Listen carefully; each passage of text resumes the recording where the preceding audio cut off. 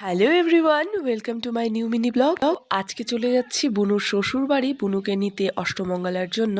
আর এখানে আমরা দুটো হাঁড়ি নিয়েছি।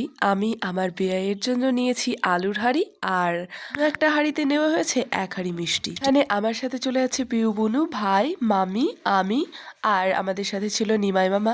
আর রাস্তার দুপাশে সুন্দর সরষা ক্ষেত দেখতে দেখতে আমরা চলে গিয়েছি।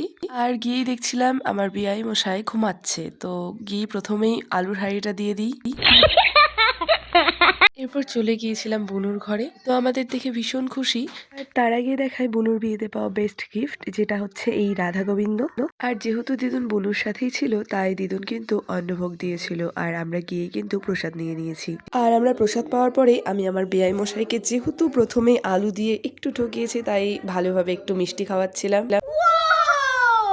এরপর আমরা সবাই মিলে খেতে বসে পড়েছিলাম, আর খেয়ে দিয়ে কিন্তু বাড়ির জন্য রওনা হয়েছিলাম। আর চকলেট খেতে খেতে কিন্তু আমরা চলে আসলাম বাড়িতে। বাড়ি আসার পর খাওয়া হয়েছিল সিঙ্গারা মিষ্টি, আর তারপর ছিল সন্ধেবেলা একটু লাল চা।